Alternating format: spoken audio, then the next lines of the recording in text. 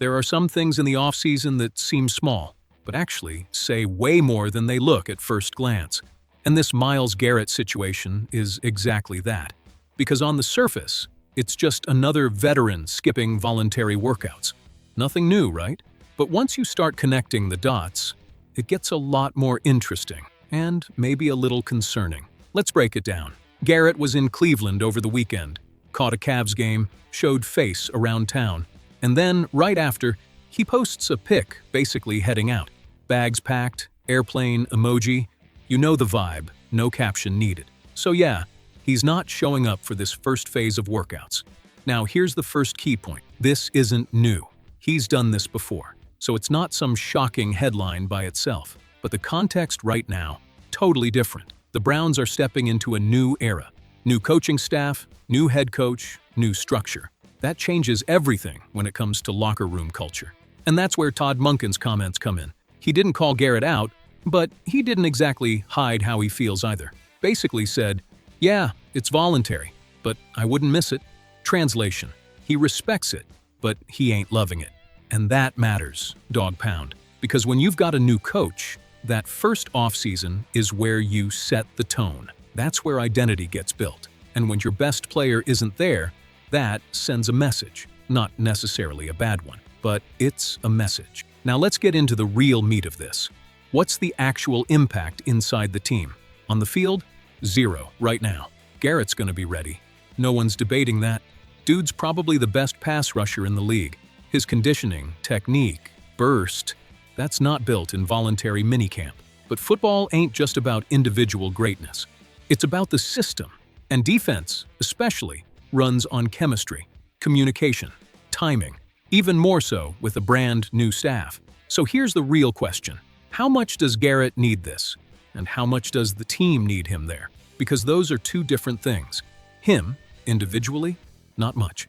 The team, a whole lot. Especially the young guys on that D-line, the edge rushers looking up to him. When your top dog isn't around, that collective development can take a hit. That's not theory. That's locker room reality. Now let's talk money, because that's another interesting layer here. There's about a $1 million bonus tied to showing up for these workouts, and he's likely walking away from that. Is that pocket change on a $160 million deal? Yeah, but it's still a conscious decision. And when a player leaves money on the table, there's usually a reason. Could be simple, his own training routine, personal preference, history. But it could also mean something else. A bit of disconnect with where the team is right now. And that brings us to the most delicate part of all this. Trade rumors. Officially, nothing there. Andrew Berry made it clear. Myles Garrett is a Brown for life. But the team's offseason moves tell a slightly different story. That contract restructure, it made a potential trade easier. And that's not random. NFL teams don't do stuff like that by accident. They might not want to trade him, but they definitely want the option. So now, put it all together. New staff, a team coming off some mid-seasons, an elite player entering his prime, and a clear desire from him to chase a ring. That's natural tension, not drama, just NFL reality. So what does this actually mean right now? Today, nothing changes. But as a trend, it could grow into something. If he skips more phases, if there's distance with the coaching staff, if the team doesn't show progress, then things start to shift. Because at that point, it's not about missing workouts anymore. It's about alignment between player and franchise. And when that breaks, it's not easy to fix. Let's map out the scenarios. Best case? Garrett shows up for mandatory minicamp. Balls out like always. The defense clicks, the team competes. And this whole thing becomes a non-issue. Just a veteran doing off-season his way. No big deal. Worst case? Team starts slow.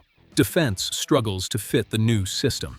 This distance turns into a storyline. Then the rumors come back strong, and suddenly, a trade doesn't sound so crazy anymore. And then there's the middle ground, probably the most realistic. Nothing blows up, but it's not perfect either. Garrett keeps dominating, but the relationship with the staff never fully clicks.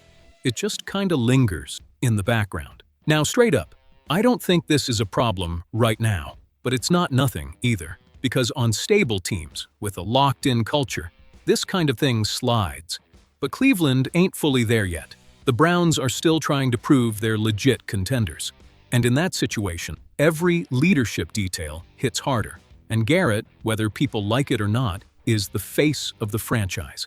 Not just because of how he plays, but what he represents. So when he's not around during a key building phase, it creates noise. Not panic, but noise. And in the NFL, noise can turn into a full-blown storyline real quick. So let me ask you, Dog Pound, do you see this as just a seasoned vet doing his thing? Or is this the first sign he's not fully locked in with where this team is headed? Because depending on that answer, it changes how you look at this whole upcoming season.